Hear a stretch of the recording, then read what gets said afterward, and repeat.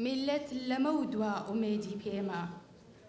سير كبهارم ليبي إن شاء الله بيداخي كردي بلرين موا إرسي روي وكان بكرين موا بيانيتان باش آمد بواني بريز خوش هاتن سردي دمان لامیانی چالاکی ڕۆشنبیریەکانی شاری سلێمانی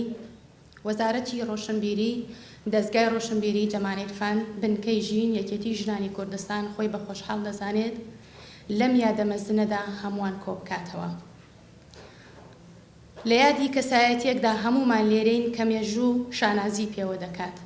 نەوە دوایینەوە شانازی بەداهێنانەکان بە خزمەتەکانی بە نەهامەتیەکانی بەو دڵسۆزی کە بۆ نەتەوەی کورد نواندوێتی و هەمووان بەردەوام لە ڕێگای مێژۆ پێی ئاشنا بووین نەوە لە دوایینەوە شانازی پێوە دەکات ئەو کەسایەتیە مەزنەش پیرەمێردی نەمرە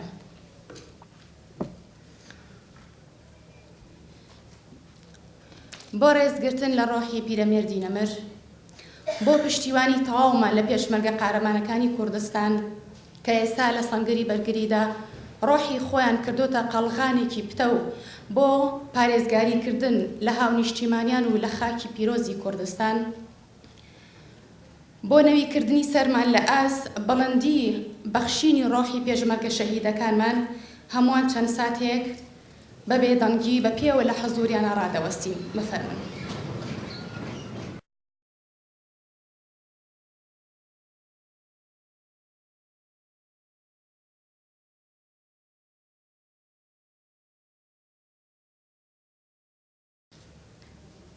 ڕۆحی پیرەمێرد و شەهیدانی کوردستان شاد دەتوان دانیشن فەرموون سوپاس بەڕێزان ئێستاش وتاری وەزارەت لەلایەن بەڕێز خەلیل عەبدوڵڵا بەڕێوەبەری گشتی دیوانی وەزارەت و نوێنەری وەزیری ڕۆشنبیریەوە پێشکەش دەکرێت با بەڕێزیان بفەرمێت شاعری گەورە قانع 65 ساڵ لەمەوبەر بۆ چلەی پیرەمێردی نەمر وتوویەتی حاجی تۆفیق بەک پیرەمێرد مەشهور مامۆستای زانای کوردی خوار و ژوور کام پیر ئەو پیرەی بە ژیان و ژین گوش کوردستانی پڕکرد لە زانین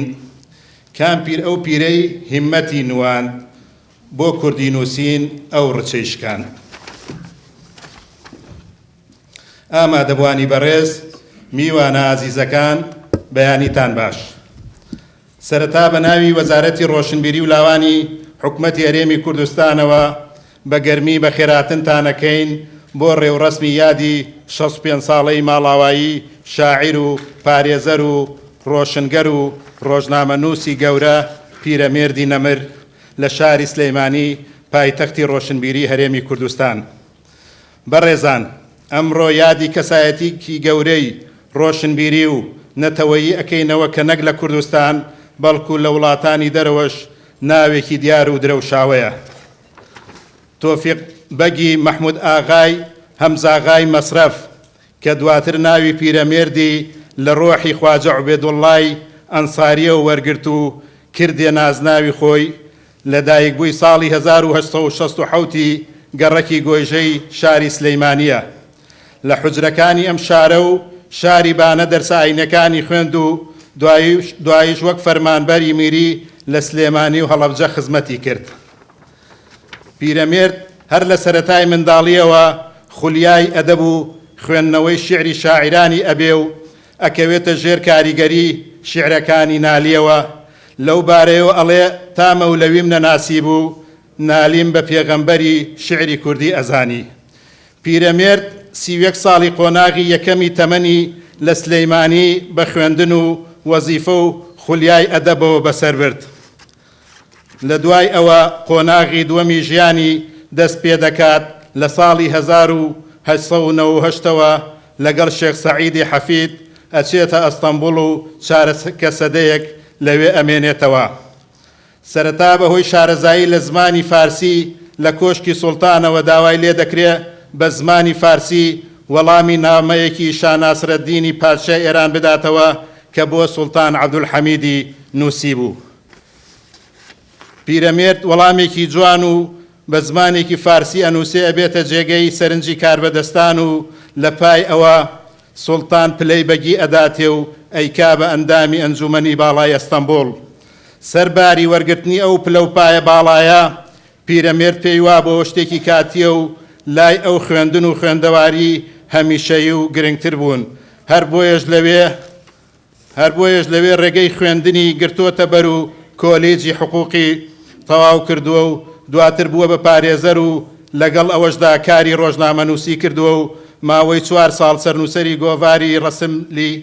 کتاب و خاوەن و سەرنووسەری ڕۆژنامەی کورد بووە و لە چەندین گۆڤار و ڕۆژنامەی تری کوردی و تورکی و فارسی وتار و شیعر و نووسینەکانی بڵاو کردوێتەوە. تەنانەت بەرهەمەکانی بۆ ڕۆژنامەکانی ئێران و میسر و فەڕەنساش ناردووە.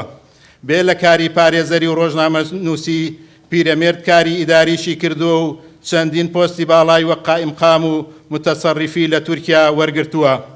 سەرباری ئەوەی ئەو پۆستە باڵایەنشی هەبووە کێشەی ڕەوای گەلەکەی هەردەم لەبیر بووە و خەباتی سیاسی و ڕووناکبیری بۆ بەدیهێنانی مافەکانی گەلی کورد کردووە و لە چەندین کۆمەڵە و ڕێکخراوی سیاسی کوردەکانی تورکیادا خەباتی کردووە و خۆی گۆتنی ماخۆلانی کوردایەتی و نیشتیمان پەروەری کەوتبووە کەلەی و لە ئەستەمبوڵ نەعرەی نیشتیمانی کێشاوە. هەر بەهۆی هەڵوێستە سیاسیەکانەوە چەندین جار لە تورکیا زیندانی کراوە و بڕیاری لە سێدارەدانیشی بۆ دەرچووە، بەڵام پیرەمێرد وەک لە وەسیەتنامەکەیە ئەڵێ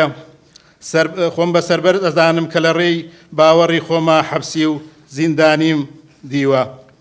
ئەستەمبوڵ وەک شارێکی گەورە و خاوەن شارستانی مەڵبەندێکی گرنگ بووە بۆ پێگەیاندنی پیرەمێرد لە ڕووی خوێندن و نووسین و زمان و ڕۆژنامەگەری و پارێزەری و ئیداری و سیاسیەوە. لە دوای چارەکە سەدەیەک مانەوەی لە تورکیا لە ساڵی 1925 گەڕایەوە سلێمانی و لێرەوە قۆناغێکی تری خزمەت و بەخششەکانی دەستی پێکرد و بڕیاریدا هیچ وەزیفەیەکی حکومی وەرنەگرێ و خۆی بۆ خزمەتی خوێندەواری و ڕۆژنامەنووسی تەرخان بکات کە بەلای ئەو لە هەموو کارێکی تر پیرۆزتر بوو هەرواشی کرد. ئیدی بۆ پشتیوانی ڕۆژنامەی ژیان شیعر و نووسینەکانی لەو ڕۆژنامەیە بڵاو کردەوە. لە 5 ئایاری ساڵی 1932 تا 15 حوزەیران 1950 لە قەلەندەرخانەکەیەوە ڕۆژنامەکانی ژین و ژیانی بە دوای یەکدا دەرکرد و خزمەتێکی گەورەی بە ڕەوتی ڕۆشنبیری و ڕۆژنامەگەری کوردی کرد. بێجگە لە کاری ڕۆژنامە نووسی پیرەمێرد بایەخێکی زۆریشی بە خوێندن و خوێندەواریدا و باوکی ڕوحی قوتابخانەی زانستی ئەواران بوو کە لە ماوەی 12 ساڵ بەردەوام بوو لە ڕووبەڕووبوونەوەی نەخوێندن. سپاس بۆ بەڕێزیان. ڕەمزی مەلامعرف بۆ کەسایەتی مەزن پیرەمێرد دەفەرمێت: ئەی پیری پایە بەرز وەتەن پەروەری نەمر، وەی جان فیدای قەومی جەفاکێشی بێنەوە، تۆ ئەدی بە پایە بڵندەی کە تا ئەبەد هەر بەردەوامە ناو نیشانت لە عالەمە. بەڕێزان، ئێستاش دەستگای ڕۆشنبیری جەماعیرفان کە بەڕێز بەختیار سەعید بەڕێوەبەرێتی چەند پەیوێکمان پێشکەش دەکات بە بەڕێزیشان بفەرمێت. ئەم کاتتان باش. دیارە ئەگەر بمانەوە باز لە پیرەمێردی نەمر بکەین، ئەوە تووشی دڵەڕاوچەی ئەوە دەبین داخۆ دەبێت باسی پیرەمێردی شاعیر بکەین، یاخود پیرەمێردی ڕۆژنامەنووس، یان پیرەمێردی نیشتیمان پەروەر، یان پیرەمێردی شانۆکار و پیرەمێردی وەرگێڕ و زۆری تر. پیرەمێرد ئەو کەسایەتێ بوو کە ژیانی ئارامی و دەسەڵات و خۆشگوزارانی جێهێشت و گەڕایەوە شارەکەی و بە ژیانێکی زۆر سادە و دژایەتێکی زۆرەوە توانیوێتی ببێتە ئەو پیرەمێردە نەمرەی کە ئەمڕۆ هەمومانی لەم هۆڵەدا لە یادی 65 ساڵەی مەرگی خۆیدا کۆ کردوێتەوە. پیرەمێرد ناوی تۆفیق کوڕی مەحموداغا کوڕی هەمزاغای مەسرەفە. ساڵی 1960 لە گەڕەکی گۆیژەی شاری سلێمانی لەدایک بووە. سەرەتای خوێندنی لە حوجرەکانی شاری سلێمانی دەست پێ کردو و دواتر ڕۆی کردوتە شاری بانە و چەندین پۆستی جیاوازی بینیوە لە ناو شاری سلێمانی و کەربەلا. دواتر لە ساڵی 1998 لەگەڵ شێخ سەعیدی حەفیدا باوکی شێخ مەحموودی حەفید دەچێتە تورکیا و دواتر دەچێتە حەج. یەکێک لە تایبەتمەندیەکانی پیرەمێردی نەمر شارەزایی و بەسەلیقی بووە لە زمانی فارسیدا تا ئەو ڕادەی وەڵامی سوڵتان عەبدولحەمیدی عوسمانی بۆ ناسڕەدینی شای ئێران بە پیرەمێردی نەمر سپێردراوە. هەر ئەوە دەبێتە هۆکار کە لە ساڵی 1970 نۆ دەکرێتە ئەندامی مەجلیسی عالی و ڕوتبەی بەیەتی پێ ئەبەخشرێت. لە هەمان کاتە کاری پارێزەری لە ئەستەمبوڵ دەکات و کاری نووسین و دەرهێنانی ڕۆژنامە و گۆڤاریش دەبێتە یەکێکی تر لە کارەکانی ئەو دەمەی تورکیایی و ڕۆژنامەی کورد. هەروەها بە زمانی فارسی و تورکی بابەتی بڵاو کردوتەوە بە ناوی جیاوازەوە، لەوانە سلێمانیەلی تۆفیق یاخود بە ناوی سین تا. پیرەمێرد لە ساڵی 1909 دەکرێتە قایمقامی جولەمێرگ و ساڵی 1970 دەکرێتە متەسەڕیفی ئەماسیە و لەو دەمانەدا دەبێت کە خزم و کەسەکانی لە شاری سلێمانیەوە بە تایبەت مستەفا سایبی خوشکەزای داوای لە دەکا کە بگەڕێتەوە بۆ کوردستان. لە مانگی کانونی یەکەمی ساڵی 1926 دا شارەوانی سلێمانی ڕۆژنامەی ژین دەردەکات و بە سەرۆکایەتی حسێن نازم و پیرەمێردیش دەکرێت بە سەرپەرشتاری ڕۆژنامەکە لە ساڵی 1932. حسێن نازم کۆچی دوایی دەکات و پیرەمێرد دەکرێت بە سەرۆکی بەڕێوەبەرایەتی ئەو ڕۆژنامەیە و لە ساڵی 1934 چاپخانەکەی شارەوانی بەکرێ ئەگرێت و مافی ڕۆژنامەی ژیان دەخاتە سەر ئەستۆی خۆی.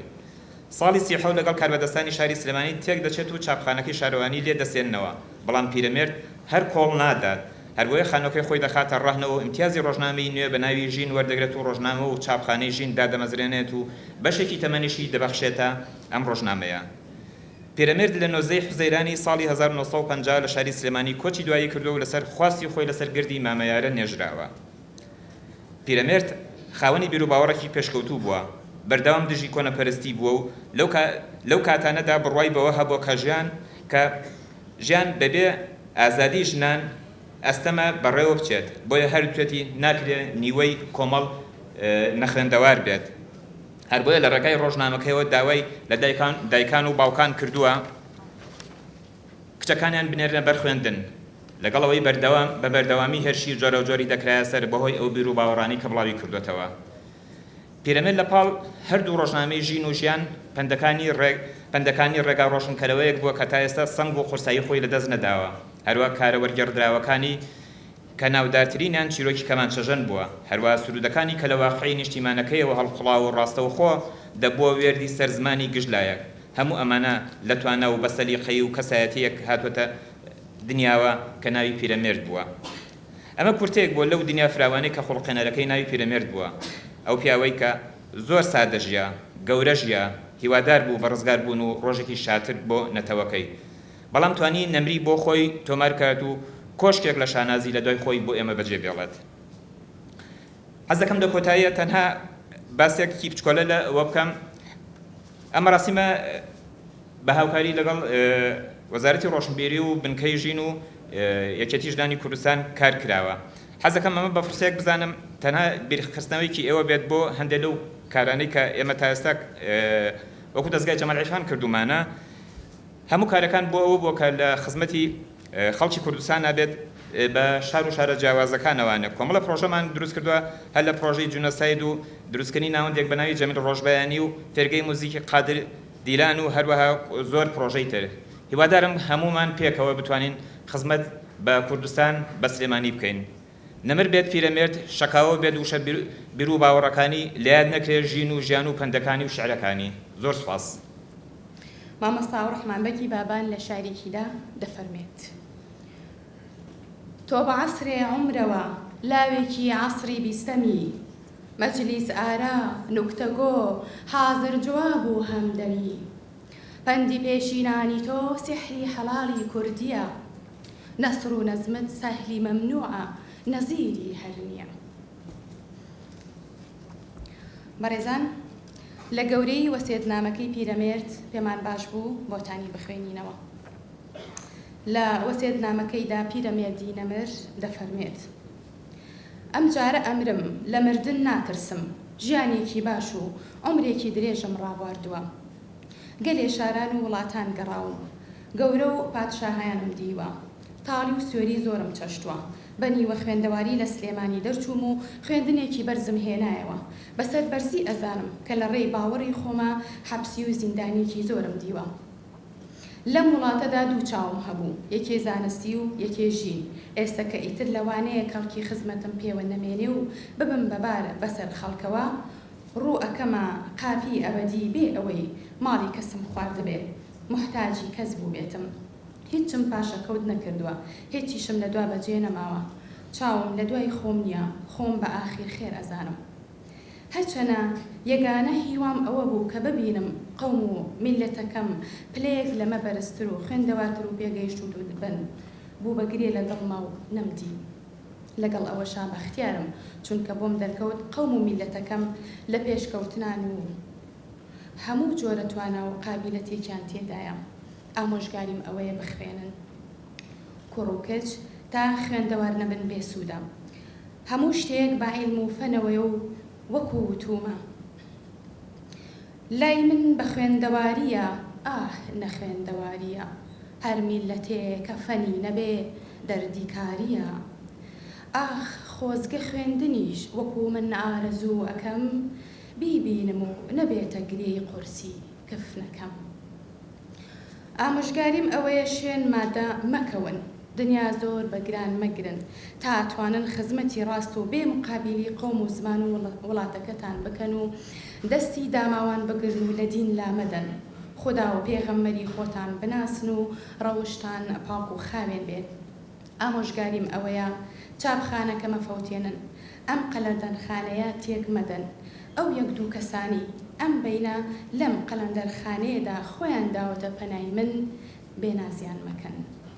حەقیان بەسەرمەوەیە، ڕۆژنامەکەش لە دەست مەدەن، چاپخانەکەش ئیش پێ بکەن و چونکە لەلایەکەوە ناکوژێتەوە و خزمەتێکی پێ ئەکرێت و لەلایەکی تریشەوە ئەو جیهەتانی من یارمەتیم داون، بەڵکو بەهۆی ئیشکردنی چاپخانەکەوە ئەو یارمەتیان لێ نەبڕێت. مزگەوتی هەمزە ئاغاش فەرامۆش مەکەن، یادگاری باپیرمە. مزگەوتی ئەو گەڕەکەیە مەڵبەندی خوێندنی ئاینیە، ماڵی خۆدایە، خوا شاهیدە، لەوەتەی هاتوومەتەوە فەرامۆشم نەکردووە. ئامۆژگاریم ئەوەیە شعر و نووسینەکانم کۆکراوەیە، مەیفەوتێنن، ئیسیفادەی لێ ئەکرێت. ئامۆژگاریم ئەوەیە لە گردی یارە بمنێژن، بۆم مەگرین، ئەگە زۆر بیرتان کردم جارجار سرم لێ بدەن. فایق ئەم ئامۆژگاریانم بۆ تۆیە و بۆ ئەو کەسانەیە کە بەتەنگەون. هەزاران سڵاو لە ڕۆحی پیرەمێردی نەمر. بەڕێزان، ئێستاش دەچینە لای بابەتەکانی سەر لە بەیانی ئەمڕۆ کە سێ بابەت ئامادە کراوە و بێگومان بابەتەکانیش لە ساعت 5 ئێوارە درێژەی دەبێت، سێ بابەتی تر بۆ ئەو کاتەش پێشکەش دەکرێت. ئێستاش دەچینە لای ڕۆژنامەگەری لای پیرەمێرد بەڕێز مستەفا ساڵح کەریم بۆ ئەم بابەتە لەگەڵمانە بێت. با بەڕێزیان بفەرمون. لێرەدا بە ئیجازەی ئێوە ئەمەوێ پیرۆزبایی لە ڕۆژنامە دڵسۆزە خاوەن هەڵوێستەکانی عێراق بکەم بە بۆنی جەژنی 146 ساڵی ڕۆژنامەنووسی عێراقەوە کە پێش 146 ساڵ لەمەوبەر لە 15/6/1869 مدحەت پاشا والی بەغا ڕۆژنامەی زەورای دەکرد. ئەمڕۆ پیرۆزباییمان بۆ ئەو ڕۆژنامەنووسانەی کە خاوەن هەڵوێست بوون، ئەو ڕۆژنامەنووسی پێشکەوت و خوازانی کە لەگەڵ ئاوات و ئازادی گەلی کوردە ئەژیان، لێرەوە پیرۆزبایان یەکەین. باسەکەی منیش ئەمڕۆ تەنها لایەنی ڕۆژنامەنووسیە. تۆفیقی مەحموواغای هەمداغای مەسرەب کە لەوە دووە بە پیرەمێرد ناسرا، کاتێک لە تەمەنی لاویدا گەیشت ئەسەموڵ، چوە نێو جیهانێکی نوێوە کە زۆر جیاواز بوو لە جیهانی وڵاتەکەی خۆی. بەهۆی تێکەڵاویەوە لەگەڵ ئەدیبە گەورەکانی کووردا و کەسایەتە ناسراوەکانی تورکە کەوتە خولیای دەرکردنی ڕۆژنامەگەری کوردی یاخود عشقی ڕۆژنامەگەری. سەرەتا ئیمتیازی گۆڤارێکی وەرگرت بە ناوی ڕەسملی کتاب. ئەم گۆڤارە 4 ساڵ ژیان. دوای سەرکەوتنی شۆڕشی ئیتیحادیەکان ساڵی 1970 کوردەکان کۆمەڵەیەکی سیاسیان دامەزراند و زمانحاڵیشیان بۆ خۆیان ڕەخسان. پیاوە ناسراوەکانی وەکو ئەمین عالی بەدرخان و شەریف پاشا و شێخ عەبدولقادری شەمزینی و ژمارەیەک سەرداری ناسراوی تر کۆمەڵەی تەعالی و تەرەقی کوردستانیان دامەزراند و بە ناویەوە کورد تعاون و تەرەقی غەزەردەستیان ڕاوکردەوە. حەقیقەتێکەیە کە لای مێژوونووسان ئاشکرایە، ئەویش ئەوەیە کە زوربەی ئەو کوردە ناودارانەی لە کاری ڕۆژنامەنووسی داخلی بوون تێکەڵاوی جیهانی سیاسیش بوون. تۆفیقیش یەکێک بووە لەو پیاوە گەورانە، بۆیە بۆتە ئەندامی دەستەی باڵای کۆمەڵە و بەرپرسیاری ڕۆژنامەکەش بووە. بەو پێیە دوای پێکهێنانی کۆمەڵەکە لە پاییزی ساڵی 1970دا کە دامەزرا ڕۆژنامەی کوردیش دەرچوو. ئیمتیاز و بەڕێوەبردننی بە حاجی تۆفیق بەکس پێرا. ئەم ڕۆژنامەیە بە کوردی و بە تورکی دەرەچوو. ناوەڕۆکی بۆ بابەتی نەتەوەیی و زمان و ئەدەب و فۆلکلۆری کوردی و ژیانی ڕووناکبیری و ئەو جۆرە باسانە تەخان کرابوو. بە یەکەمین ڕۆژنامەی کوردیش دادەنرێ کە زمان حاڵی کۆمەڵەیەکی سیاسی بوو بێت. دەربارەی پەیوەندی پیرەمێرد بەم ڕۆژنامەیەوە چەند جارێ بە شانازیەوە خۆی باسی کردووە. لە شوێنێکە ئەڵێ لە ئەستەموڵ غەزەتەی کوردم دەرەهێنا، لەلایەکی دوو نووسیبێتی نۆبەرەی غەزەتەمان لە ئەستەموڵ غەزەتەی کورد بوو کە ئیمتیازەکەی بەرمن کەوت. هەروەها جارێکی کەس نووسیبێتی بەوە دەنازم کە غەزەتەی کورد لە ئەستەموڵ من خاوەن و سەرنووسەری بووم.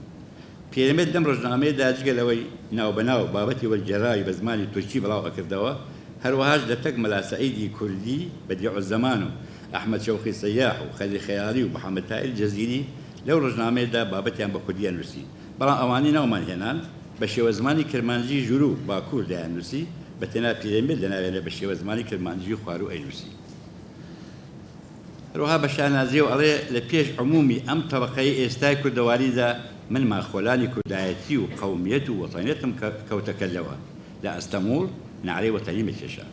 لەمانەوە دەرەکەوێت کە پیرەمێرد کاری ڕۆژنامەنووسی بۆ ماخۆلانی کوردایەتی و هەستی نەتەوەیی و خزمەتی ڕووناکبیری کوردی بووە. باسی ئەو گرتن و ئازادانەشی وەک یادگارێکی خۆشە گەڕێتەوە کە ئەڵێ کە لە زیندانی ژێرزەمینی بلوکی بەکراغایی لە ئەستەموڵ گیرا بووم، ترسی خرکاندنم بوو، ئێستا کە ئیگەرمەوە ئەمەندە بەلەزەتە وەک لە ڕاوشکار و دۆشەکی یارا بووم وایە. هەر لەم بوارەدا باسی بەشداربوونی خۆی لە شۆڕشی کووردا ئەکات و ئەڵێ لە سەورە و قۆمیتەی ئەرزەڕۆمی کورداندا لەگەڵ خالید بەگ و یوسف ڕیا و دکتۆر فواد و کەمالدا لە خزمەت مەلا سەعیدی بەدیع الزەماندا ڕەنجم ئەدا، ئیدارەی عورفی لە ئەستەموڵ بە ئیعدام محکومی کردم. هەروەها جارێکی تریش باسی ئەوەی کردووە کە لە پێناوی بیر و باوەڕدا سڵی لە هیچ نەکردوێتەوە و دڵی زیاتر جۆشی سندووە کە دەڵێ لە هەموو گەردشی قەومیەتی کوردستاندا ئەم نەڕان باکی پەت و سێدارەم نەبوو. بە کورتی دەرچوونی ڕۆژنامەی کورد لە پێشکەوتنی ڕۆژنامەنووسی کوردیدا هەنگاوێکی نوێ بوو، هەروەهاش لاپەڕەیەکی پرسنگدارە لە ژیانی ڕۆژنامەنووسی پیرەمێردا. پیرەمێرد لە ماوەی ئەو چارەکە سەدەیەدا کە لە تورکیا مایەوە چالەکیەکانی دیار بوون لە بواری ڕۆژنامەنووسیدا، جگە لە ڕەسمبلی کتاب و ڕۆژنامەی کورد و مصەور محیط کە لە ئەستەمبول دەرەچوون، هەروەها لە ڕۆژنامەی تانی فەرەنسی و لە شەفەقی سرخ و فەرەنگی ئێرانیدا خۆی وتەنی بانی کوردیەدا و نەبێ هەر بەوانەش وەستا بێ، بەڵکو سەروتاری بۆ ڕۆژنامەی ئیقدام و ڕۆژنامەی سەربەستی ئەنووسی. ئەمەی دواییان سەربەستی ڕۆژنامەی مۆلانزادە ڕەفعەتی کوردی بوو کە پیرەمێرد باسیەکە ئەڵێ ئاگری لێبووە. جگە لەوانش لە ڕۆژنامەی شەمزدا کە لە ئەستەموڵ سەید حوسێنی ئێرانی بە فارسی دەریەکرد، پیرەمێرد بەشداری نووسینی تا کردووە. لەبارەی بەشداریکردنی لە ڕۆژنامەی ئیقدام و گۆباری ئیجتیهاددا بۆ یەکەمیان ئەڵێ لە ئەستەموڵ لە زمانی عوسمانیدا لە غەزەتەی ئیقدامدا بۆ ئاوەدانی شارە زۆر بەوەی ئیسکانی عەشایرە و مەقالێکم نووسی زۆر تاسیری کرد. دەربارەی ئیجتیهاد ئەڵێ عەبدوڵڵا جەودەت کە لە پاش مەشروتیەت لە ئەوروپاوە هاتەوە لە ئەستەموڵ بوو، زۆرتر لە هەموو کەس من لە خزمەتیان ئەبووم. خۆم و نەژادی کوڕم، تەبعاً ئەو کوڕەکەی کە دوو کوڕی هەبوو لەوێ نەژاد و ویداد لە ئەستەموڵ، خۆم و نەژادی کوڕم بە نەزم و نەسر لە مەجەلەکەیدا خزمەتمانە کرد. کە گۆڤاری ژینیش لە ئەستەمبول دەرچوو، پیرەمێرد چالاکیەکی باشی تیانوان، هەر ئەوەش وای لێ کرد لە مەودووە لە سلێمانی پاش ڕۆژنامەی ژیان، ڕۆژنامەی دووەمی بەناوی ژینی ئەستەموڵەوە ناوبنێژین. لەبارەی ئەو گۆڤارە ئەڵێ لە ئەستەموڵ لە غەزەتەی ژیندا شعری شاعیرە نوێخێندەوارەکان نووسی بوو، ئومی شاعر لێمیس. جارێکی تریش ئەڵێ لە ئەستەموڵ لە غەزەتەی ژین برای ژیانی ئێستا بە زنجیرە مەبەستی لە شعری شاعرانی کوردە هەندێکم دەنووسین و ڕەنجیشم لەگەڵ ئەدان. دیسان بە شیعر وەرم دەگێڕان لەسەر تورکی، چونکە زمانی ئێمەش وەک زمانی عەرەبی لێ هاتووە. بەو شێوەیە ئەبینی کە پیرەمێرد ساڵانێکی دوور و درێژ لە تورکیا بەکاری ڕۆژنامەنووسیەوە خەریک بووە. ئەو کاتانەش کە لە وەزیفەی میریدا بووە، قایمقام بوو بێ یا متەسەڕف لە ڕۆژنامەکاندا نەبڕاوە، هەمیشە وتار و شیعر و وەرگێڕانی بۆ ناردوون. لێرەدا وەک بەڵگەیەکی سەرمێنرا و وتەکانی خۆی دووبارە کرد کە ئەڵێ لە ئەستەموڵ غەزەتەی کوردی دەرئەچوو، من لە چوو لە مێرگەوە مەقالەیەکم بۆ ناردبوون، تەکلیفم لە جەمعیەتی کورد کردبوو کە لە هەر دیارێکی کوردستانەوە زمانزانێک بام بکەنە پایتەخت و زمانێک بۆ عمومی کورد هەڵبژێرن، یعنی زمانێکی ستاندارد، و بیکەنە فەرهەنگ و دەستور، هەتا مەساریفی لە چاپدانیشم کرد بۆ ئەستێ خۆم، کەس گوێ نەدامێ. ئێستا هەر کەسە بە هەوەسی خۆی شێوەیەک دێنێتە کارەوە، وایان شێواندۆ بووە بە یاە قسەیەکی خراپی وتووە. بم بەستە زمانی و بێژیانیەوە چ لافێک لێ بدەین بۆچی کوردستان تەنها ئەم هەمارە کوێرە ئێمەیە بۆچی کوردستانی گەورە بۆچی لە زمانمان نەگات بەم شوێ بۆمان دەرەکەوێت کە پێرەمێردی شاعیر لە ساڵانی سەرەتای ئەم سەدەیەوە چۆتە نێو جیهانی ڕۆژنامەنووسیەوە ئەو جیهانی لە ترکیا پیر و مرید بوو تا دوا ڕۆژی ژیانی لەو ماوە دوور و درێژەی کە لە تورکیا بەسەری برد سامانێکی بە نرخی پێشکەش بە ڕووناکبیران و خوێندەرانی کورد کرد زۆربەی بەرهەمەکانیشی بەم ناوان و بڵاو دەکردەوە سلێمانی تۆفیق سلێمانلی تۆفیق سین تێ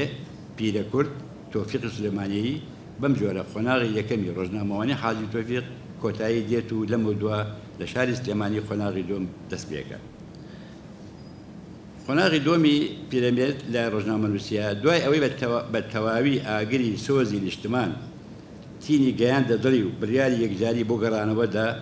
لە ناو شەمەندەفەردا بە تاسەی کوردستانەوە بە یادی ڕۆژانی ڕابردووی لە شاری میرنشتنی بابانەکانە لەبەر خۆیەوە ئەڵێ ئەوا ڕوون کردە تۆ ئەیدایکی مشفیق 25 ساڵە لە غوربەتدا بە یادی تۆ دەژیم خواشە هەیدی حاڵە بەیانی دانەسیم لای تۆ هات بۆنی وەتەن پێوە ئەوان نووسرایەوە پیرە لەسەر عمرم لەسەر نوێوە ئێوارەی ڕۆژی 1924 گەیشتە بەغدا نزیکەی دوو مانگێک لەوێ لەناو خزم و ناسیا و هاوڕێیانی دێریندا مایەوە پاشان بەرەو سلێمانی کەوتەڕێ شەوی سی لەسەر سیوێکی 1925 گەیشتە شار لەو سەردەمەدا لە سلێمانی ڕۆژنامەی ژیانەوە دەرەچوو ئەم ڕۆژنامەیە حکوومەتی بوو هەفتەی جارێکی دەرەچوو کاتی خۆی کە شێ مەحموودی حەفید سلێمانی بەجێهێشت و چاپخانەکەی شاری بردە ئەشکەوتی جاستەنەوە و لەوێ ڕۆژنامەی بانی حەقی پێ لە چاپدرا کە شێخی نەمر ناچار بنەوەسی سووداش بەجێ بهێڵێ چاپخانە کەوتە دەست ئینگلیزەکانەوە ئەوانش هێنایانەوە سلێمانی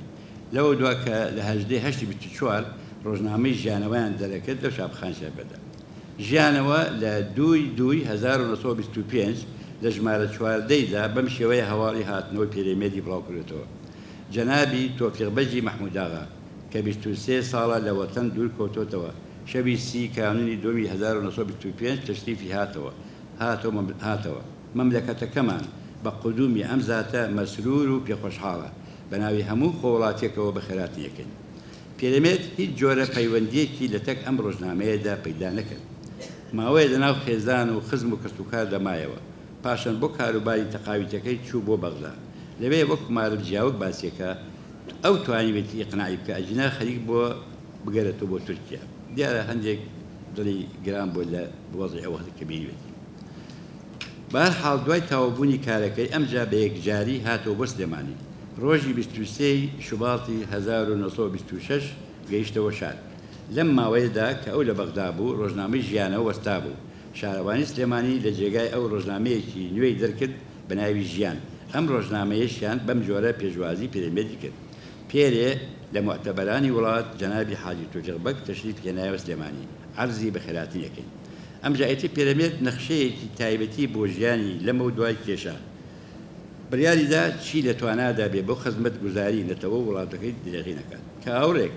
بۆ ئەو سەردەمەی ناوەڕاستی بیستەکان ئەدەینەوە بۆمان دەرەکەوێت نەک ڕووناکبیرە ناسراوەکان بەڵکو هەر کەسێ چۆرە خەتێک یان نیمچە خوێندەوارێکی بوو بێ بە ئاسانی دەستی لە وەزیفەیەک گیر بووە بە تایبەتی دەوڵەت خۆی بەدوای ئەو ڕووناکبێنانەدا ئەگەڕا کە لە ئەستەمبوڵە هاتبوونەوە تابیان خاتەتە کار بەڵام ئەبینی پێرەمێردی زانا و بلیمەت و ڕووناکبیر کە هەر بۆ قەڵەم خوڵقا بوو ئارەزوو هیچ فرۆپایەکی نەبوو جگە لە وشە و قەڵەم و کاغەز هیچی دی بەداوە مەبەز نەبوو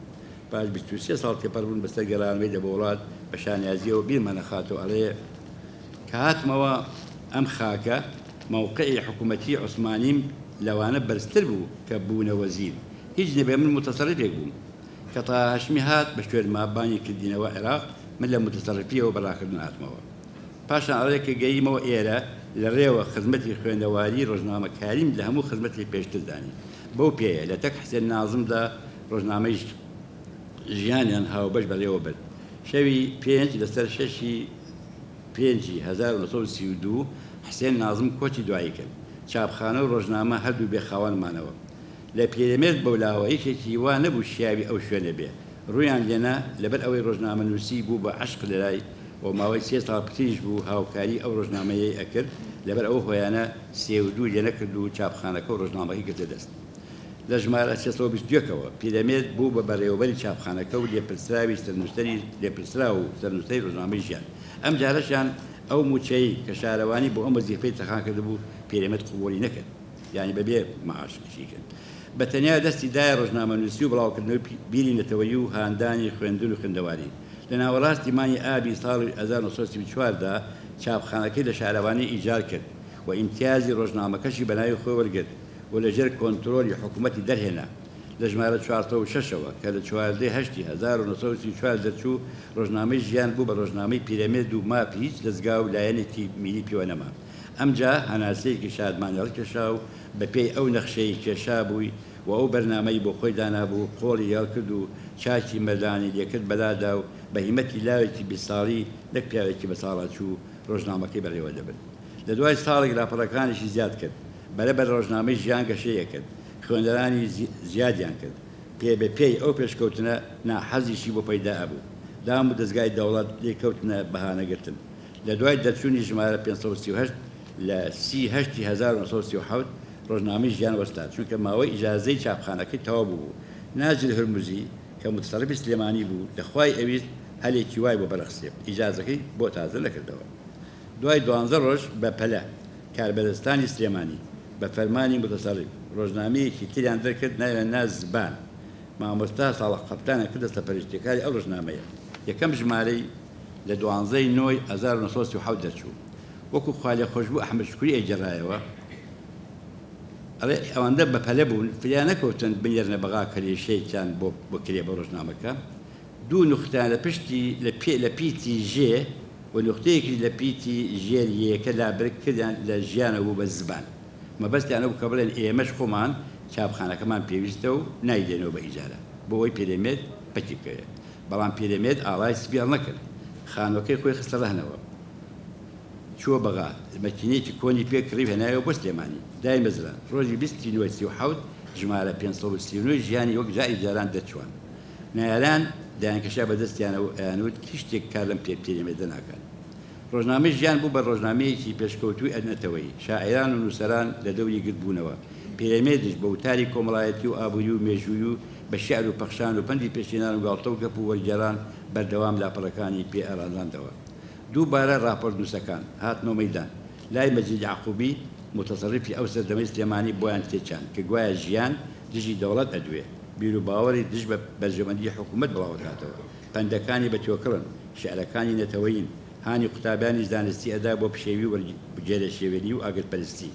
بەو شێوەیە لە دوای دەرچوونی ژمارە 553 کە ڕێکەوتی دەی 38 دەکات ئیمتیازی ڕۆژنامەکان لێسەندەوە و چاپخانە شەخۆشەڕەکەشیان کە بە قەرز و خۆڵە کردی بووی دەستیان بەسەراگرت پێرەمێرد بم کردەوەی ڕژێم نەڕووخا سەری داننەوە مەدی ڕێگای بەغای گرتە بەر ماوەی دەمانگ لە هاتوو چۆ و هەوڵ و تەقەلا بوو یەکێ لەوانەیە زۆر پێوەی ماندوو بوو ئەمیزەکی بەربوو لە ئەنجامدا بە هەوڵ و هیمەتی ڕووناکبیرەکانی برادری بە تایبەتی ئەوانیان کە لە دەستگاکانی دەوڵەتدا دەستڕۆیشتوو بوون ئیمتیازی ڕۆژنامەیەکی تری درایە ئەم جاران بە یادی ژینی ئەستەمبوڵەوە ڕۆژنامەکەی ناوناژین بەڵام بۆ ئەوەی لە گشت لایەکی بگەێنێ کە تەنیا ناوەکەی گۆڕاوە و ناوەڕە گۆ خۆی وایە نەهات ژین لە ژمارەیەکۆ دەرکات بەڵکو لەسەر زنجیرەی ڕۆژنامەی ژیان بەردەوام بوو یەکەمی ژمارەی ژین کە لە 26/1939 دەرچوو ژمارە 554 لەسەردانا گومان لەوە دانیە کە دەرچوونی ڕۆژنامەی ژین لەو ڕۆژگارەدا مژدەی خۆشی بوو بۆ گشت ڕووناکبیرە دڵسۆزەکان پاش چەند ساڵی پێرەمێرد باسی داخستنی ڕۆژنامەکەی ئەکات ڕۆژنامەی ژیان ئەڵێ چوونە لای متەسەڕفی ئەوسا کە مەجید یعقوبی بوو شکاتیان کرد چەرمەسەرێکی زۆریان داین قوتابیانی زانستی حەبس کران غەزەتەکەیان داخستم کەس نێوێرا بێبەلامە لە یەکەمین ژمارەی ژیندا کە وەگوتمان بە زنجیرەی ژیان ژمارە 554 لەسەرە پێرەمێرد ئەڵێ بە چاکەیەکی چاکی ئەزانین کە ژیان چەندێک داخرا لەو سایەوە قەدری زانرا زۆر دڵسۆزی ژیانمان ئەدی کە بۆی ئەگریا ژیان لەو خۆشەویستانەیە کە جێی ناگیرێتەوە ستەمە ڕەوا نییە بمرێ پێرەمێرد ئەمرێ با بمرێ خەیرسیا بە هەزار جگەرگۆشەی زانستی و پرزەندی شعری پێگەیشت و شوێنی و خوێنی گوم ناکەن بەڵام ئاخشەوەی ژیان و کوردی ڕەوان نایەتەوە مەیدان ڕۆژنامەنووسێکی گەورە و توێتی کە بینیم خەڵکی مناڵیان نانێرنە قوتابخانە من قوتابخانە نادە ماڵەکانیان مەبەستی ئەوە بوو کە ڕۆژنامە بۆ دەرکردن پێرەمێردی شەیدای خوێندن و خوێندەواری بە تەواوی پەیڕەوی ئەم واتایی کردووە چاوی لە پارە و سامانەوە نەبووە مەبەستی سەرەکی ئەوە بوو کە لاوان بە زمانی کوردی شیرین گۆشت بکرێن چونکە هیوای دوا ڕۆژن بە تەنگەوە بوو کە ڕۆژنامەکەی بخوێنەوە جارێکی دی ئەوەی دووپات کردەوە کە ئەو هیچی لە ڕۆژنامە دەست نەکەوتووە ئەوە تا ئەڵێ هەموو ئەیزانن ئەوە 4 ساڵە پێرەمێت ئەم ژیانە ئەژیێنێ 4 فلسی لێوەر نەگرتووە و پارەی خۆی بەڕێوەیە بە درێژایی ساڵ بە چارەکە دینارێک غەزەتە دابەجەکە کە پارەی کاغەزەکەی دەرناهێنێ هێشتا دەوڵەمەندەکان ئەیگێڕنە دواوە ماڵی لاوان ئاوا بێ لەمە دو هەرچی دەوڵەمەندە غەزەتەی بۆ نانێرم ڕۆژێکمان ئەبێ ئەمە لەسەر گوزەشتەی میلیدا بەیاد بکەین پێرەمێت بە کولەمەرجی و بە تەنیا باڵی لەسەر دەرکردنی ڕۆژنامەکەی بەردەوام بوو بێ ئەوە گوێ بداتە بەیت و بالۆرەی ناحەزانی تەنیا ئاوازی خۆشی دەنگدانەوەی ژیاندای ڕووناکبیران و لاوان بەگوێی ئاشنا بوو زۆر جار بۆ خوێنەرانی ڕوونەکاتەوە کە چەند کارێکی گرانی گرتوتە ئەستۆ چەند ئەرکە پیاوێکی بە ساڵاچوو بە تەنیا بتوانێت ڕۆژنامەیەک بەڕێوە ببات دەیەوێت لەو خەڵقی بگەنێک بۆچی ئەگەر باسی کەم و کووریەکانیان کرا ئیتر دووتەلابن بۆ ئەکەونە شارفرۆشتن لە وڵاتان ڕۆژنامە نووس بۆی هەیە لە کاربەدەستە گەورەکان بنووسێ و هەڵەکانت بخاتە بەرچاو بەڵام بۆ لای ئێمە ئەبێ بۆ داوا بگەڕێنەوە لە سەردەمێکدا کە حاجی ڕەمەزان پاشا نووسەرێکی حاجی ڕەمەزان پاشا کە بۆ سەرف سلێمانی بووە ئەجێرنەوە ئەڵێن هەندێک لە فەرمانبەرانی دەور و پشتی یعنی دەست و پەیوەندەکەی متصرف کەوتوبنە ڕاوڕوت هاوڵاتیان بە تایبەت خەڵکە چەوساوەکە بەدەستیان و پەرێشان بوون لە بازار و لە مزگەوت و لە کۆر و دانیشتنە باسی ئەو دزی و بەتیر خواردنە بوو پێرەمێت لە ڕۆژنامەکەیە ئەم مەسلانەی هەمووی لەم پەندە تۆکڵدارە کۆکرێتەوە محەڕەم ماتەم سەفەر داوایە هەر ڕەمەزانە جەژنی دەدوایە تەمەن ڕاپۆرت نووسەکان چوونە لای متصرف لای حاجی ڕەمەزان پێیان وت پێرەمێت لەم پەندرا مەبەستی تۆیە ئەوە تا ئەڵێ مانی محەڕەم دیارە مانی محەڕەم چینە و ماتەمە و یادی کارەساتی شەهیدبوونی حسێنە و شیوەنی کەربەلایە مانی سەفەریش وا باوە کە شەڕ و شۆڕی تیا خەومێ بۆ یەکە ئەو مانگە بەرەو کۆتایی ئەڕوات لە دوا چوارشەمەیدا هەر ماڵێک شەربەیەک داگۆزێک ئەو فرێدا ئەشکێنێ نیشانەی ئەوەی شەڕ و فیتنە لەگەڵ شکانی ئەڕوا بەڵام ڕەمەزان کە تەواو بوو جەژنی بەدوایە ئەمە لێرەدا پێرەمێت بەستی تۆیە ئەڵێ ئەگەر ئەم ڕەمەزانش خوای کۆڵ ئەبێ بکاتەوە بڕوە ئەوە شار ئەبێ بە جەژن تەوان وەکو فایەخۆشیاری گەڕایەوە ئەڵێ لە باپیرم بیستووە وای گەڕایەوە متەسەرریف نردی بە دوامە کە گەیشتمە لای و لە مەسەلەکە گەیشتم ئەم حیوارەمان بوو پێم وت جەناب تۆ حاجیت منش حاجیم تۆ متەسەرریفی منش متەسەرریف بووم تۆ باستۆن بەدەستەوەیە منش گاڵۆکم بەدەستەوەیە تۆ نوێنەری وەزیری ناوخۆیت و خاوەندە سەڵاتی منش غەزەتەچیم دەنی ئەو خەڵقە بەشخراوەم ئەگەیەنم تۆ کەم و کوڕی ئەبینی چاوی لیان و خوێنی بەڵام من کەم و کوڕی ئەبینم جاری لێدم ئەمجا بە کورتی بارودۆخی شاری بۆ بازەکە وەکو ئەژێرنەوە وای جێراوە تۆ کە بۆ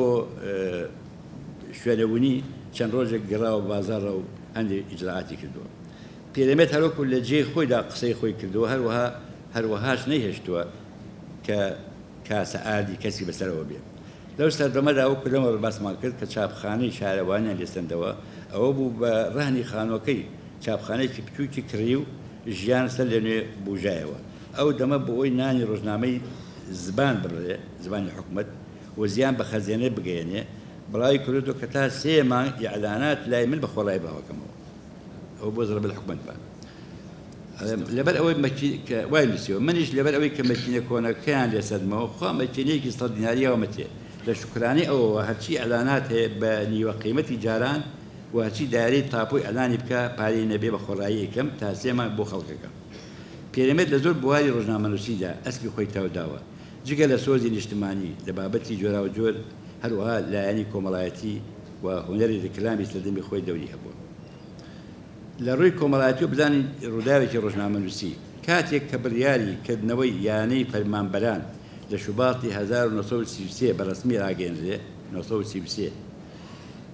و دەستەی بەڕێوەبەری بۆ بژێرن پێرەمێت وەکو ڕۆژنامەنووسێکی دڵسۆز بە شیعر پێشوازی کردووە طبعاً لە کاتێکە لەم ڕۆژگارەدا کە 15 ساڵمان لە هەزارەی سێم بڕیوە کەسانێکی تاریخخواز هەن ئێستاش پروپاگاند دژبەیانەکانەکەن و بە خراپی ناوی هامشۆکاران هێدن کەچی لە ڕۆژگارەدا پێرەمێتی حاجی و لە خواترس و ئاینی بەکردنەوەی ئەو یانەیە لەم شارە دڵخۆش بوو ئەڵێ دەمێ بوو داوای نادیمانە کرد زۆر بەخیلیمان بە شاران ئەبد خوا بۆی ڕێخستن قرارێ درا هەرچی پێویستەوە بۆی ڕێکخرا باخشەی بەرسەرا کرا بە نادی گوڵ و گوڵزارە وادی بە وادی متەسەڕیف خۆی تەشریفی هێنا انتخاباتی ئازای پێکهێنا بەڕایی حەقی نۆ کەس دانرا هەموو تێکۆشین یەکسەر وەک برا متەسەڕیفیش نوتقێکی وایدا زۆریان تەقدیر کرد خەڵقی لەوێدا تەفسیری غایەی نادی بۆ کردن یەکێتی و ڕێکی خەفەت دەرکردن خوا ڕەوای بینی نادیمان بۆ بوو بێدەرەتانی مامۆران بەسەر چوو پێرەمێرد بە هەموو مانایەک ڕۆژنامەنووس بوو ڕۆژنامەوانیەکەی ئەو پاڵەوانێتی بوو بە تاقی تەنیا هەموو لاپەڕەکانی ئامادە دەکرد پاشان خۆی بە زەڕەبینەکەی ئەکەوت تاڵەچنی تەنانەت لە بادانی مەکینەکەشدا یاریدەکرێکارانێدا لەبەر ئەوەی ڕۆژنامەنووسی لە خوێنیا بوو هەمیشە بینی لەگەشەکردن و پێشخستنی ڕۆژنامەکەی کردەوە هەمە جۆر بابەت و هەمە چەشن شوێنی تایبەتی بۆ هەمە جۆر مەبەستەکانی تەخان کردبوو بایەخێکی زۆری بە بوژانەوەی گیانی نەتەوەیی و سامانی نەتەوەیی لە دڵی لاواندا ژن لای ئەو مرۆڤێکی پیرۆز بوو هەمیشە شوێنی دیاری لە ڕۆژنامەکەیدا هەبوو زۆری مەبەست بوو کە گەلەکەی خوێندەوار بێ لە ژیان و ژیندا بایەخی زۆری بە خوێنەواریەدا لە رەخنەگرتن و پەلار هاویشتن سڵی نەکردەوە باچی بە کەس نەبوو وەک خۆی ئەیگوت نان و کەبابێ سەر و زیادمە بەڵام هەر چۆنێ بێ لە سلێمانیدا ڕۆژنامەکەی پیرەمێرد بوو بە پەیمانگایەکی ڕۆژنامەوانی بۆ هەموو ئەوانەی شەیدای وشتەی ڕەسەنی کوردی بوون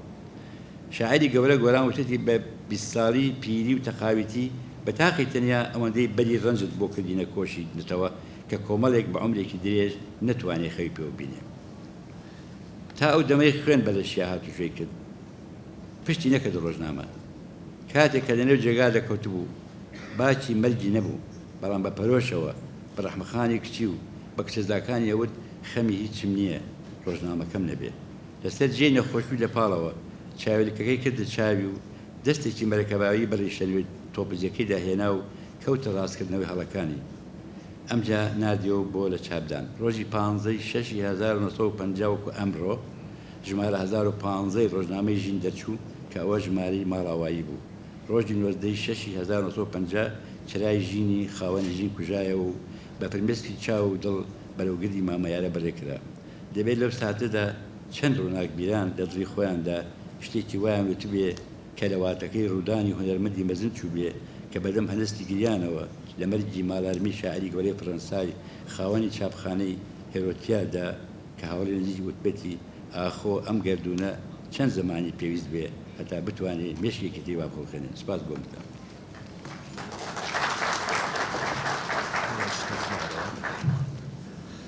سپاس بۆ برای بەڕێز مامۆستا موسا ساڵحکەریم بەڕێزان خۆشەویستان بەیانیتان باش سڵاو بۆ هەمووان سڵاو لە یادی پیرەمێردی زانا و شاعیر و ڕووناکبیری گەورەی کورد باسەکەی من بە ناوی پەیامبەری ناکامەوەیە یان پیرەمێرد وەک ڕووناکبیری سەردەمی خۆی من بۆیە باسەکەم ناوناوە پەیامبەری ناکام ئەمە من دووەم جارە وشەی ناکام بۆ وەسفی شاعیرێک یان ڕووناکبیرێکی کورد بەکارێنم یەکەم جار خوداوەندی ناکامم بۆ لێکۆڵینەوە لەسەر بابەتایری هەمەدانی نووسی ئێستا بۆ باسی پیرەمێرد پەیامبەری ناکام بەکاردێنم ئەم ناونیشانەشم لە کتێبەکەی ئەدوار سەعید لە کتێبی نەخشی ڕووناکبیر وەرگرتووە کاڵێ ڕووناکبیران هەمیشە پەیامبەران یان خوداوەندانی ناکامن چونکە لە ژیانی خۆیانە ئەو پەیامانەی کە هەیانە نایەتە دی بزانین ناکامی پیرەمێرد لە چیدا بوو وەکو زۆربەتان ئەزانن پیرەمێرد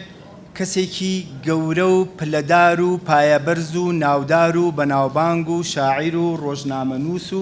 و کەسێک بووە لەباری کۆمەڵایەتی و لەباری سیاسیوانە کەسێکی زۆر ناودار بووە بەڵام ئەم کەسە ژیانی ڕووناکبیری یا ژیانی شاعیری یا ژیانی ڕۆژنامەوانی لە هەمووی زیاتر پەسەند بووە هەموو ئەوانەی بەجێهێشتووە هاتۆتە خەڵوەتەکەی خۆی کە خەڵوەتی ڕووناکبیری و خەڵوەتی ڕۆژنامەوانی و شاعیری و ئەدیبی بووە پیرەمێرد وەکو عەرزم کردن لە ژیانی خۆیە ئەو ئاواتانی کە هەیبوو نەهاتە دی سلەیەکێ لە ئاواتەکانی ئەوە بوو کە زمانی کوردی یەکگرتوو هەبێ و زۆر جار باسی کردووە لە ژیانی خۆیان نەهاتەدی و ئیسەش نەهاتەدی. یەکێ لە ئاواتە گەورەکانی پیرەمێرد ئەوە بوو کە سربەخۆیی و سەروەری کورد ببینێ دیسان ئەوەشی نەبینی. یەکێک لە ئاواتە گەورەکانی پیرەمێرد ئەوە بوو کە زانایی و تێکۆشەری و خوێندەواری و پێشکەوتن و ئاوادانی کوردستان ببینێ بەداخەوە نە ئەو وەختەش و نە ئێستاش بەو ئاواتەی کە پیرەمێرد بینی نەهاتەدی. بۆیە پیرەمێرد لە ژیانی خۆیان ناکام بوو و بەداخەوە بە ناکامیش سەری نایەوە. ئەگەر چی کەسێکی چالاک بووە، کەسێکی زۆر سەرسەخت بووە، کەسێک بووە هەمیشە لە هەموو مەیدانەکانی خەباتی نەتەوەکەی خۆیدا خەباتی کۆمەڵەکەی خۆیدا بەشدار بووە، بەڵام بەداخەوە ئەو ئاواتەی پیرەمێرد نەهاتەدی یان بە ناکامی سەری نایەوە. بزانین پیرەمێرد بۆچی وەک ڕووناکبیرێک حسابەکرێ یان پیرەمێرد ڕووناکبیری پیرەمێرد لە چیدایە؟ زاراوەی ڕووناکبیر بە شێوەی گشتی بۆ باسی ئەو کەسانە بەکاردێت کە بە زۆری خەریکی کاری فکری و بیرکردنەوەن، هەندێک جاریش بە مانای داهێنەر و ڕەخنەگریش بەکار دەهێنرێت. بە شێوەی گشتی دەتوانین ناسنامەی ڕووناکبیر بۆ سێ دەستە لەوان بخەینە بەرباس و گفتوگۆ. دەستەی یەکەم بۆ ئەو کەسانە بەکاردێت کە لە بەرهەمهێنان و پاراستنی بەهای ئاماژدار و نەگۆڕدا کار دەکەن، لە زەمینەکانی ڕاستی و جوانی و دادپەروەریدا نەخش و کاریگەریان دەبێت. دەستەی دووهەم لە ڕووناکبیران ئەو کەسانن کە بیر و ڕاکان ڕادەگەێنن یان بنیادنەرانی ئایدۆلۆژیەکانن یان ئەوانن کە بە ڕەخنەگرانی هەلومەرجی دەسەڵات و نەریتی ناسراون. دەستەی سێهەم لە ڕووناکبیران و بەتایبەتی لە ڕوانگەی کۆمەڵناسیدا توێژێکی کۆمەڵایەتین کە لە گەشە و بەرەو پێشبردنی فەرهەنگی کۆمەلگادا نەخشیان هەیە. هەمووتان نەزانن پیرەمێرد لەم سێ زەمینەیە دەور و کاریگەری هەبووە. پیرەمێرد وەک کەسێک کە بەهای ئاماژداری هەبووە، هەمیشە بەهای هەبووە، ئەو بەهانەی کە بەهای پێشکەوتنن، ئەوەی کە خۆی ئەڵێ حڕیەتی شخصی، ئیستقلالی فکری، ڕۆحیەتی قەومی، کە ئەو وەختەش و ئێستاش من پێم وایە مەسەلەیەکی تازەن. بەڵام پیرەمێرد کە لە ئەستەموڵ بووە و معروف جیاوک باسیەکە ئەڵێ 40 ساڵەوە پێش کە من پیرەمێردم بینیوە، پیرەمێرد کەسێکی کورتپەروەر بووە، کەسێکی نەتەوە خواز بووە و کەسێک بووە لە هەموو چالاکی فکری و سیاسەکانە بەشداری کردووە. یان وەکو پیرەمێرد خۆی ئەڵێ لە هەموو سەورە و قۆمیتە و ئەنجومەنەکانی کووردا، جەمعیاتی کووردا سەلاحیەتدار بووم، بەڵام ئامانجی هەبووە، پایەی هەبووە و بیر و باوەڕی جیاوازی هەبووە نیسبەتەن بە سەردەمی خۆی. یەکێک بۆ لەو کەسانی کە بەردەوام بۆ خوێندەواری و بۆ زانایی و بۆ ئاوادانی تێکۆشاوە، و یەکێک بۆ لەو کەسانی کە لە سەرەتاوە باسی خوێندنی ژنانی کردووە.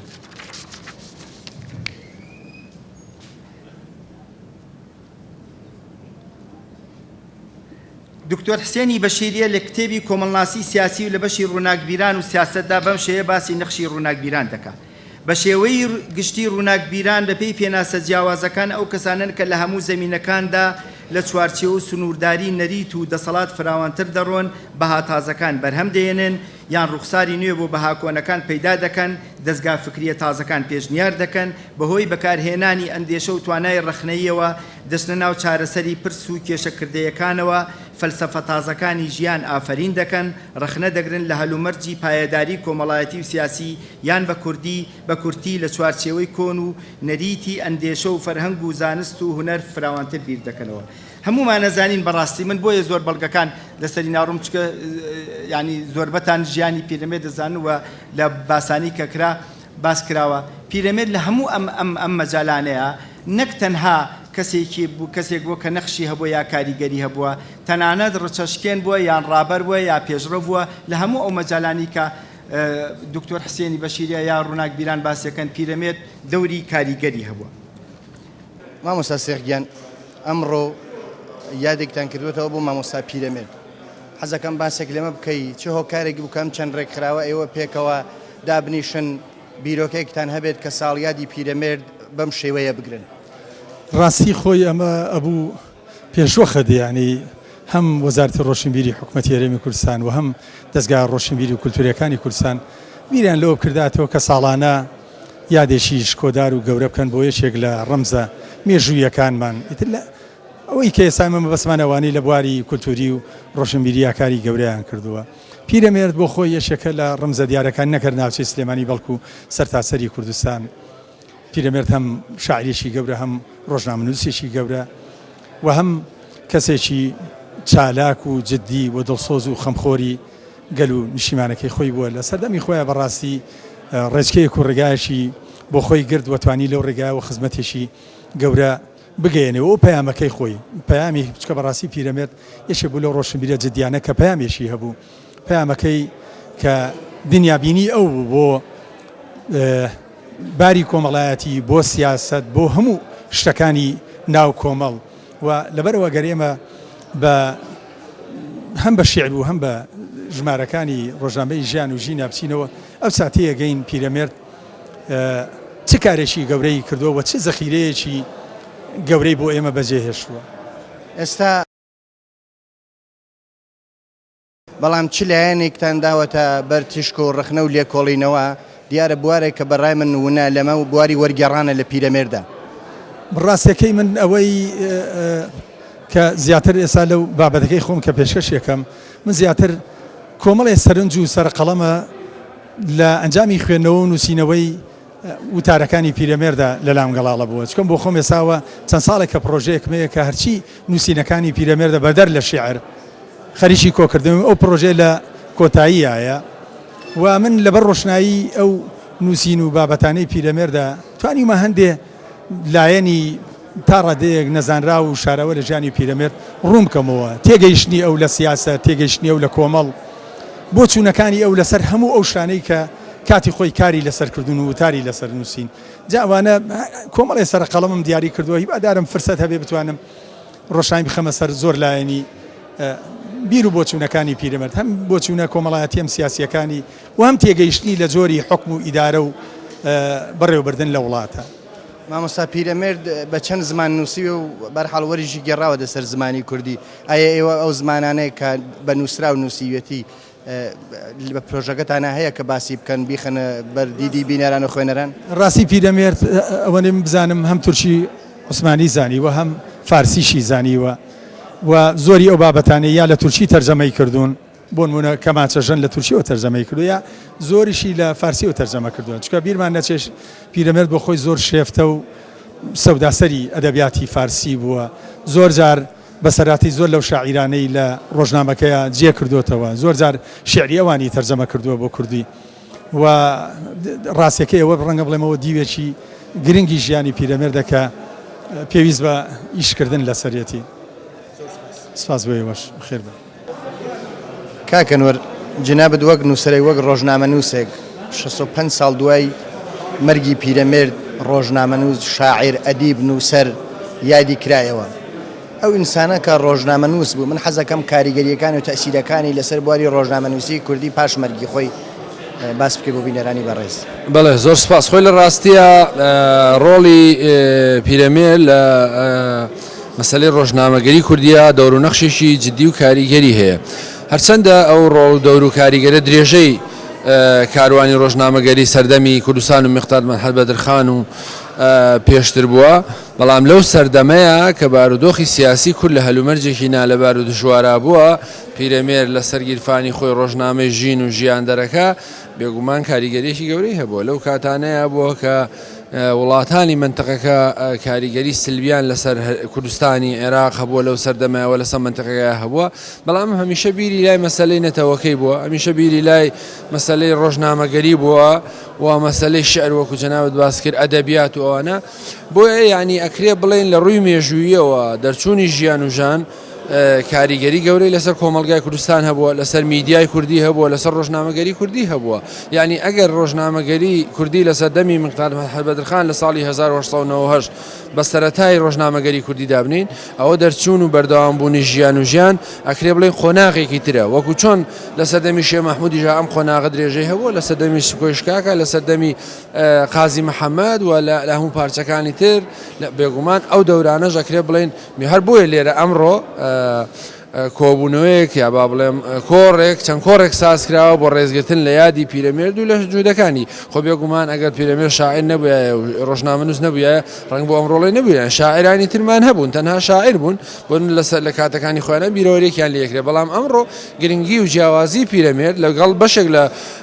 شاعیرەکانی تری کوردستان ئەوەیە کە بە بۆچوونی منەوەیەکە ئەم بە تەنها شاعیر نەبووە بەڵکو بریتیە بۆ ئەدیب بووە ڕۆژنامەنووس بووە محامی بووە قانونی بووە و سیاسی بووە بۆیە ینی هیوادارم ئەو ڕێچکە و ڕێبازەی ئەو کە ئێستا بە باشتر لە جاران و بە زۆرتر لە ڕووی چەندایەت و چۆنایەتی و ئەکتیفتر و چالاکترە بێگومان ئێمە قەرزاری پیرەمێردین و هیوادارم بەردەوامیش بێ سەحافەی کوردی لە ئێستاە بخۆش دەزانی خۆناغێکی گەورنگرینگی بڕیوە بەڵام ناکرێ بڵێنەوەی ئێستا هەیە لەسەر پاژماوە یا لەسەر مێژووی ژین و ژیانەکەی پیرەمێرد لەسەر کوردستانەکەی میقدار مەدحەت بەدرخان لەسەر ڕۆژنامەکانی سەردەمی شێخ مەحموود نییە. باشە ئەوەی کە گوتارەکان باسکرا چ لایەنێکی شاراوی پیرەمێرد هەیە کە سەرنج و وردبینی لێ لەسەر نەکراوەوە باس نەکراوە هێشتا ماوەتەوە بە بۆچوونی من ئەو سێ باسی ئەمڕۆ کە بۆ خۆش گوێ لێبوو شتێکی تازەیەتیان نەبوو پێم وابوو زۆرتری هەندێکیان سەرد و گێڕانەوە بوو باز لە مێژووی ژیانی پیرەمێرد کرا بە بۆچوونی من تا ڕادەیەک بەحسەکەی دکتۆر شێرکۆ سەبارەت بە تەنز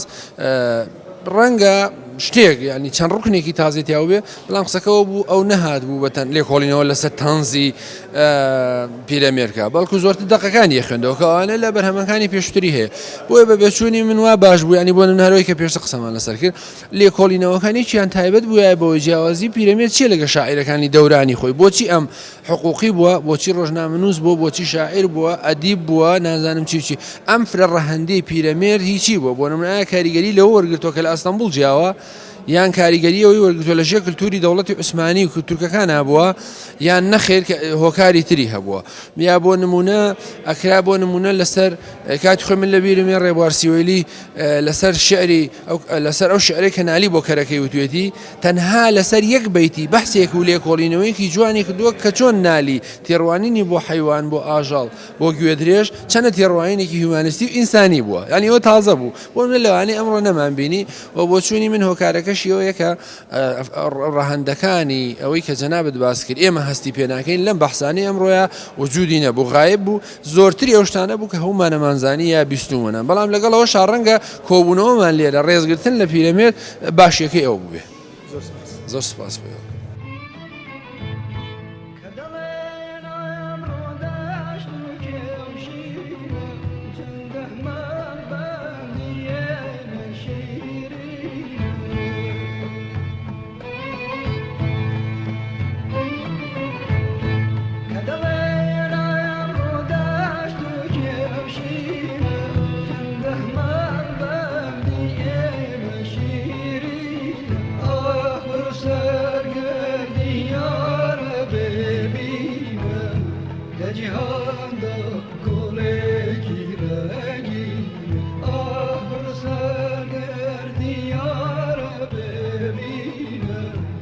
Cihan